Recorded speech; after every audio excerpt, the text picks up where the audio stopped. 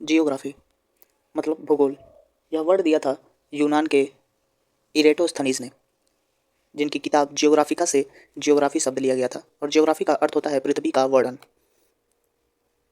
इन्होंने इरेटोस्थनीज ने पृथ्वी की परिधि को भी ज्ञात किया था और दो शहरों के बीच इन्होंने स्टार्ट किया था परिधि को जानने के लिए, और वो दो शहर थे साइन और एलेक्जेंड्रिया। इन्होंने बताया था कि 40,000 किलोमीटर हमारी पृथ्वी की पूरी परिधि है, और अंततः जब हमें पता चला कि 40,075 एक्यूरेट पृथ्वी की परिधि है, तो इन्हें फादर ऑफ जियोग्राफी के नाम से जाना जाता है। जियोग्राफी की परिभाषा में हम लोग क्या बोलते हैं, तो जियोग्राफी में हम लोग पृथ्वी के आंतरिक, सतही और पृथ्वी के चारों तरफ के आवरण का हम लोग अध्ययन करते हैं। वहीं एनसीईआरटी में दिया कि मानव के निवास के रूप में पृथ्वी का वर्णन या अध्ययन ही जियोग्राफी है। बात करें यूनानियों का यानी ग्रीक लोगों का योगदान जियोग्राफी में, तो भूगोल के नामकरण व व्यवस्थीकरण का श्रेय इन लोगों को जाता है। कुछ प्रमुख यूनानी और उनके पुस्तकों के बारे में जानेंगे। हिकेटियस, जो कि एक प्रमुख यूनानी थे, उन्होंने एक किताब लिखा जस पीरियोडिस, जिसमें मूलभूत जियोग्राफी के चीज़ों को लिखा। साथ ही इससे पहले हम लोग पढ़ा इरेटोस्थनीज, जो कि फादर ऑफ जियोग्राफी के नाम से जाने जाते हैं, इन्होंने भी एक किताब लिखा जियोग्राफी का। आते हैं बाद में अरस्तु। इन्होंने पृथ्वी के आकार को गोलाव यानी स्फेरिकल माना। फिर टॉलमी आते हैं, जो कि मानचित्र कला यानी कार्टोग्राफी का प्रारंभिक विकास करते हैं। लेकिन विश्व मानचित्र का निर्माता जो माना जाता है अनेक्सिमेंडर को माना जाता है। वहीं बात करें विश्व ग्लोब का निर्माता मार्टिन बेहम को माना जाता है। अब बात करेंगे भारतीयों का हमारे ज्योग्राफी में, भूगोल में योगदान यानी कंट्रीब्यूशन ऑफ इंडियंस। सबसे पहले तो हमारे ऋग्वेद में तारों व 5 ऋतुओं का वर्णन है। साथ ही हमारे आर्यभट्ट, जो कि महान मैथमेटिशियन थे, उनका भी बहुत ही बड़ा योगदान हमारे ज्योग्राफी में रहा। उन्होंने भूगोल शब्द का प्रयोग किया। साथ ही इन्होंने भी अरस्तु की तरह पृथ्वी के आकार को गोलाव यानी स्फेरिकल बताया। इरेटोस्थनीज की तरह पृथ्वी की परिधि का मापन किया और बताया कि 24,835 मील हमारी पृथ्वी की परिधि है, जबकि आज के युग में जब वास्तव में मापा गया तो 24,901 मील आया, जो कि लगभग बराबर ही है। आर्यभट्ट के पुस्तक का नाम आर्यभट्टीय है। ठीक है। वराहमिहिर एक दूसरे व्यक्ति जिनका जन्म उज्जैन में हुआ था, और इनकी किताब का नाम पंच सिद्धांतिका, जिसमें सूर्य व चंद्र ग्रहण की जानकारी दी गई है। इसके अलावा इनके दो और पुस्तक बृहत संहिता और वृह जातक। इसके बाद आते हैं भास्कराचार्य जी, जो कि एक महान मैथमेटिशियन थे। ये एक अंकगणित, बीजगणित और खगोल शास्त्री थे। इनके प्रमुख पुस्तक सिद्धांत शिरोमणि में लीलावती, अंकगणित, बीजगणित, गृहगणित और गोलाध्याय जैसे चीज़ें हैं। और इनकी एक और किताब करण कौतूहल, जिसमें लीलावती भाग, जो कि सिद्धांत शिरोमणि का है, वह प्रमुख प्रसिद्ध है। इसके बाद आते हैं ब्रह्मगुप्त, जिनका जन्म राजस्थान में तथा मृत्यु उज्जैन में हुआ था। यह खंड खाद्य व ब्रह्म स्फुट सिद्धांत की रचना किए थे, यानी क्रिएशन ऑफ खंड खाद्य एंड ब्रह्म स्फुट सिद्धांत। ये शून्य के ऑपरेशंस यानी कि जीरो का गुणा भाग जोड़ घटाना, इन सब चीज़ों के बारे में बताया था इन्होंने। वहीं आर्यभट्ट ने शून्य का प्रयोग दशमलव प्रणाली में बताया था, यानी एक के आगे अगर 1 जीरो बढ़ाएंगे तो 10 होगा, एक के आगे 2 जीरो बढ़ाएंगे तो 100 होगा। इस तरीके से आर्यभट्ट ने बताया था। और वहीं बात करें शून्य वर्ड यानी शब्द देने वाले जो थे वो पिंगलाचार्य जी थे। अब कुछ अन्य तथ्यों की बात करेंगे। एक थे अलेक्जेंडर वॉन हम्बोल्ट, जो कि जलवायु विज्ञान या आधुनिक भूगोल के जनक के रूप में जाने जाते हैं, और इनकी किताब कॉस्मोस है। वहीं बात करें मानव भूगोल और राजनैतिक भूगोल के जनक के रूप में हम किन्हें जानते हैं, तो रेडजेल नाम के व्यक्ति, और इनकी किताब एंथ्रोपोजियोग्राफी। भूगोल की एक शाखा जिसका नाम है जियोडेसी, यानी जिसका अर्थ होता है भूगणित। इसके अंतर्गत हम पृथ्वी का मापन, उसके साइज, उसके शेप और साथ ही साथ उसके ग्रेविटी फील्ड का भी अध्ययन करते हैं। वही होता है जियोडेसी। यानी मुख्यतः इसमें मेजरमेंट, पृथ्वी के अर्थ के मेजरमेंट के बारे में हम लोग अध्ययन करते हैं। आइसोलाइन या कंटूर लाइन, या इसे हिंदी में समुच्च रेखाएं या इसे ही परिरेखाएं के नाम से जानते हैं। ये क्या होता है? यह वह वक्र रेखा होती है जिस पर किसी भौतिक राशि जैसे ऊंचाई, तापमान, दाब इत्यादि का मान समान होता है। कुछ महत्वपूर्ण आइसो लाइन्स या कंट्रोल लाइन है, जिसमें पहला है आइसोबार। आइसोबार एक समान वायु दाब को प्रदर्शित करता है, यानी इक्वल एटमॉस्फेरिक प्रेशर को दिखाता है। दूसरा आइसोहेलाइन, यह इक्वल सैलिनिटी इन ओशियन। तीसरा आइसोहेल, यानी कि उन सभी स्थानों को मिलाती है जहाँ धूप की अवधि समान रहती है। आइसोह्यूम, जहाँ पे ह्यूमिडिटी समान होती है। पांचवा आइसोहाइट, ये समान वर्षा वाले बिंदुओं को दर्शाती है। आइसोनेफ, यह समान मेघाच्छन्नता यानी कि equal amount of cloud cover को बताता है। सातवां आइसोपेक्टिक, यह सर्दियों में एक ही समय में बर्फ बनना कहाँ कहाँ शुरू होता है उसको दर्शाता है। अगला है आइसोबाथ, यानी इक्वल डेप्थ अंडर वाटर, गहराई में समान। अगला है आइसोथर्म, टेम्परेचर में समान। अगला है आइसोहाइप्स, यानी इलेवेशन, ऊंचाई में समान। अगला है आइसोक्रोन, यानी कि equal travel time distance. Next है आइसोडेपाने, यानी इक्वल ट्रांसपोर्ट कॉस्ट्स। अगला है आइसोडोज, यानी इक्वल रेडिएशन इंटेंसिटी। अगला है आइसोगोनल, यानी इक्वल मैग्नेटिक डिक्लिनेशन। नेक्स्ट है आइसोहाइलाइन, जिसको हमने पहले ही देखा, यानी salinity in the ocean in equality. आगे है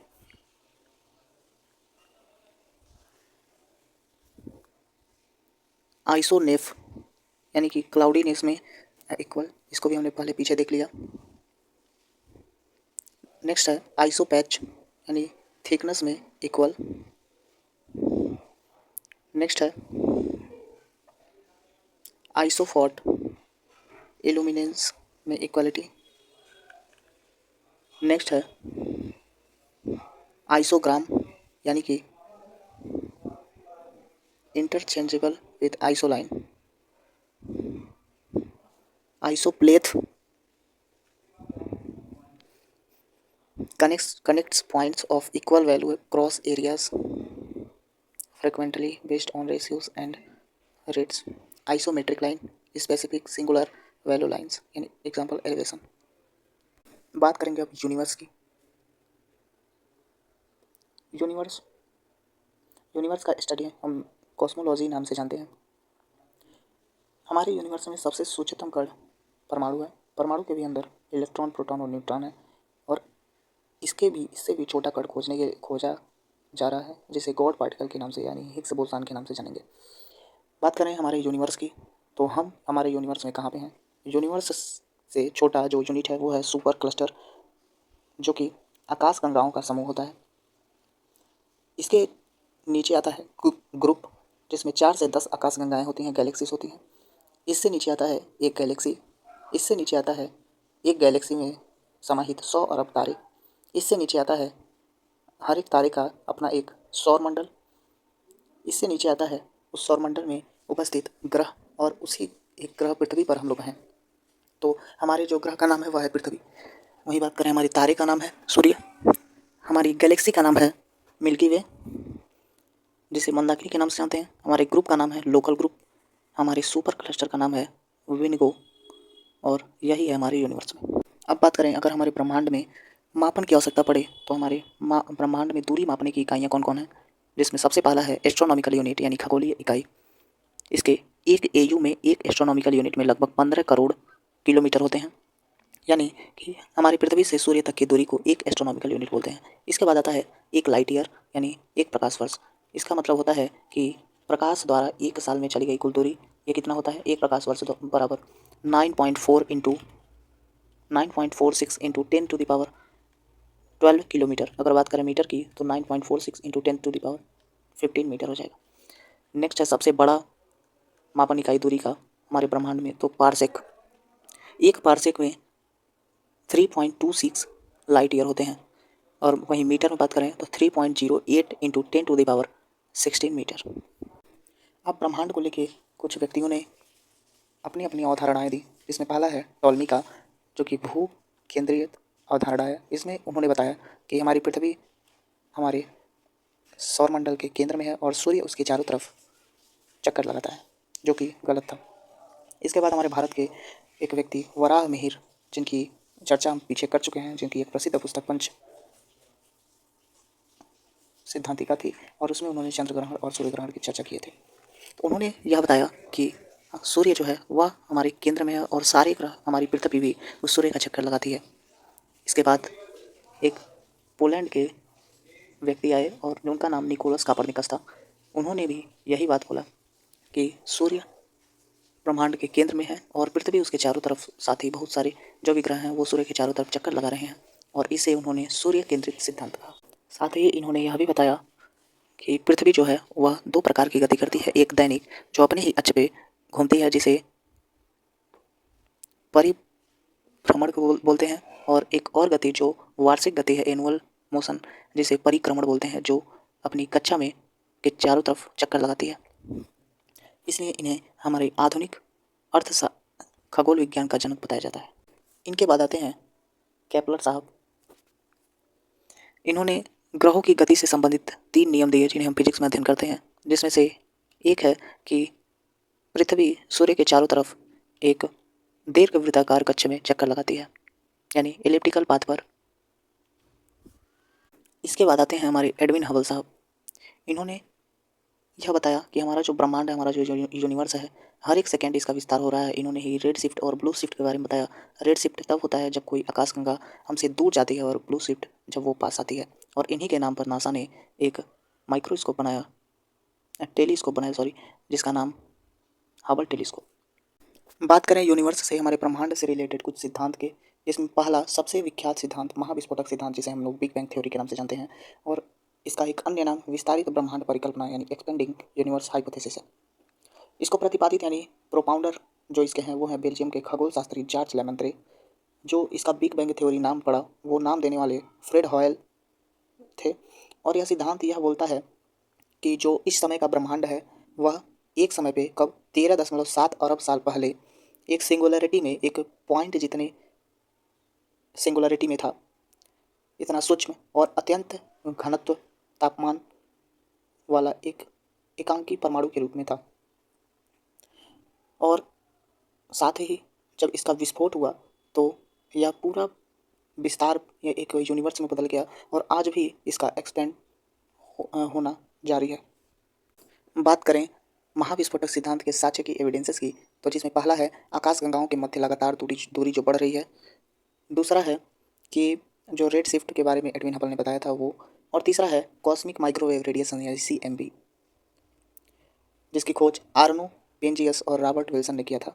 यह क्या है CMB? तो ब्रह्मांड का प्राचीनतम प्रकाश है। जब बिग बैंग थ्योरी यानी कि बिग बैंग हुआ था उस समय जो प्रकाश निकली थी वही है कॉस्मिक माइक्रोवेव रेडिएशन बैकग्राउंड, वही जब बिग बैंग से उत्पन्न ऊर्जा का अवशेष है। एक महत्वपूर्ण तथ्य जो कि हमारा जो गैलेक्सी है मंदाकिनी और हमारे सबसे नज़दीकी गैलेक्सी एंड्रोमेडा, ये दोनों ब्लू शिफ्टेड हो रहे हैं, यानी कि नज़दीक आ रहे हैं। जब बिग बैंग हुआ तो 4 मूलभूत हमारे फोर्सेस भी बने। पहला ग्रेविटेशनल फोर्स, दूसरा इलेक्ट्रोमैग्नेटिक फोर्स, अगला न्यूक्लियर फोर्स, जिसमें स्ट्रॉन्ग और वीक फोर्स आते हैं। वहीं बात करें बिग बैंग होने के 3,80,000 साल बाद परमाणु का निर्माण हुआ, यानी हाइड्रोजन और हीलियम का निर्माण हुआ। परमाणु का निर्माण होने के बाद हमें पता रहा कि परमाणु ही एकमात्र सबसे छोटी इकाई है। फिर खोज होने के बाद पता लगा कि नहीं, परमाणु के अंदर भी 3 मूलभूत इकाइयाँ हैं, मूलभूत कण हैं, जिन्हें प्रोटॉन, न्यूट्रॉन और इलेक्ट्रॉन के नाम से जाना गया। फिर कुछ समय बीता और फिर हमें पता लगा कि प्रोटॉन और न्यूट्रॉन भी कुछ मूलभूत कणों से मिलकर बने हुए हैं, जिनका नाम क्वार्क और ग्लूऑन है। ऐसे ही समय बीतता गया और 2 और अन्य वैज्ञानिक आए, जिसमें एक यूके के पीटर हिंग्स और एक इंडिया के सत्येंद्र नाथ बोस। इन दोनों ने बताया कि नहीं, क्वार्क और ग्लूऑन से भी मूलभूत छोटा कण एग्जिस्ट कर सकता है, और उस कण को उन्होंने हिग्स बोसान नाम से संबोधित किया। इसके बाद लिएंडर मैन आए, जो कि इसी कण को गॉड पार्टिकल के नाम से बताया। 1957 में सर्न नाम की एक फिजिक्स की प्रयोगशाला बनाई गई, जो कि जिनेवा में इसका मुख्यालय है। फिजिक्स में एक ब्रांच होता है, एक शाखा होती है, जिसका नाम कण भौतिकी विज्ञान होता है, पार्टिकल फिजिकल साइंस होता है। सर्न के वैज्ञानिकों में 2010 में एक मशीन बनाई है जिसका नाम लार्ज होराइजन कोलाइडर था, और इसी मशीन में प्रोटॉनों को आपस में टकराना शुरू कराया गया और फाइनली 2012 में इन्हें एक ऐसा कण मिला जिसे देख करके उन्हें लगा कि इसे तो और भी ज़्यादा तोड़ा जा सकता है और फाइनली उन्हें गॉड पार्टिकल नहीं मिल पाया। यूनिवर्स का मूलभूत कण हिग्स बोसन के नाम से। बिग बैंग थ्योरी के बाद दूसरा जो थ्योरी था वह था स्टेडी स्टेट थ्योरी यानी साम्यावस्था सिद्धांत, जिसको प्रतिपादित करने वाले प्रोपाउंडर जो थे वो थॉमस गोल्ड, हरमन बॉन्डी और फ्रेड हॉयल थे। इस थ्योरी में उन्होंने बताया कि हमारा जो यूनिवर्स है वह जैसा था वैसा है। नेक्स्ट तीसरी थ्योरी जो है दोलन सिद्धांत यानी कि पल्सेटिंग यूनिवर्स थ्योरी, जिसको प्रतिपादित करने वाले डॉक्टर एलन संडेस जी थे। इसमें उन्होंने बताया कि जो हमारा यूनिवर्स है वह फैला है जिस तरीके से, वह जैसे ही उसका जो क्षमता है फैलने का वो समाप्त हो जाएगा तो वह फिर से सिकुड़ना आरंभ शुरू कर देगा और जिसे क्रंच के नाम से बताया उन्होंने, और फिर वह सिंगुलरिटी के रूप में आ जाएगा। फिर वैसा ही होगा, फिर से बिग बैंग होगा और फिर वो फैलेगा, फिर सिकुड़ेगा, फिर फैलेगा। यही इस सिद्धांत में बताया गया। अगली थ्योरी चौथी जिसका नाम है इन्फ्लेशनरी थ्योरी यानी स्फीति सिद्धांत, जिसको देने वाले प्रतिपादित करने वाले एलन गुथ थे। और इसमें केवल यही बोला गया है कि बिग बैंग होने के तुरंत बाद यानी कि क्षण में कुछ ही सेकेंडों में ही पूरे यूनिवर्स का निर्माण हो गया। बल्कि बिग बैंग थ्योरी में भी ये बताया गया कि धीरे धीरे बिग बैंग यानी यूनिवर्स का विस्तार हुआ।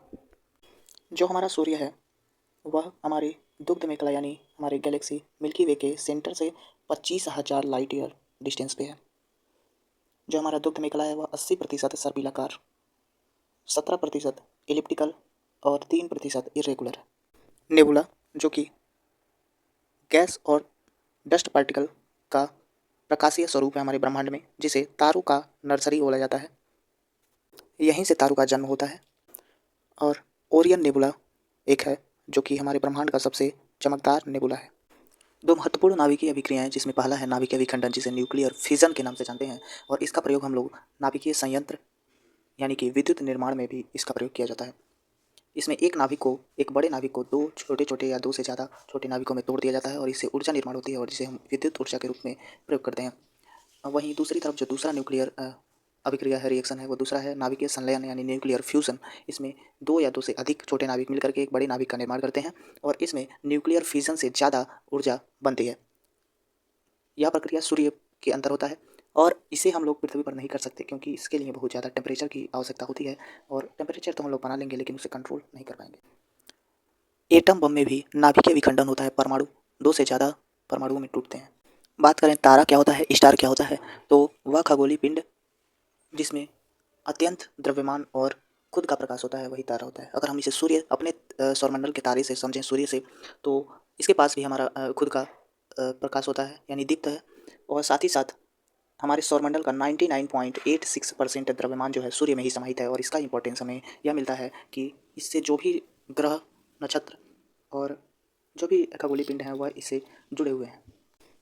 लगभग सभी तारे ईस्ट टू वेस्ट की ओर जाते हैं यानी पूर्व से पश्चिम की ओर जाते हैं, जबकि एक एक्सेप्शन है जो कि ध्रुव तारा, वह पश्चिम से पूर्व की ओर जाता है। जो तारों की मुख्यतः जो संरचना होती है वह 70% हाइड्रोजन, 28% हीलियम और 2% में अन्य गैसें विद्यमान होते हैं। एक भारतीय वैज्ञानिक सुब्रमण्यम चंद्रशेखर, जिनको 1983 में नोबेल पुरस्कार मिला, किस लिए? क्योंकि उन्होंने ब्रह्मांड में एक चंद्रशेखर लिमिट यानी चंद्रशेखर सीमा के बारे में बताया। ये चंद्रशेखर सीमा क्या होती है?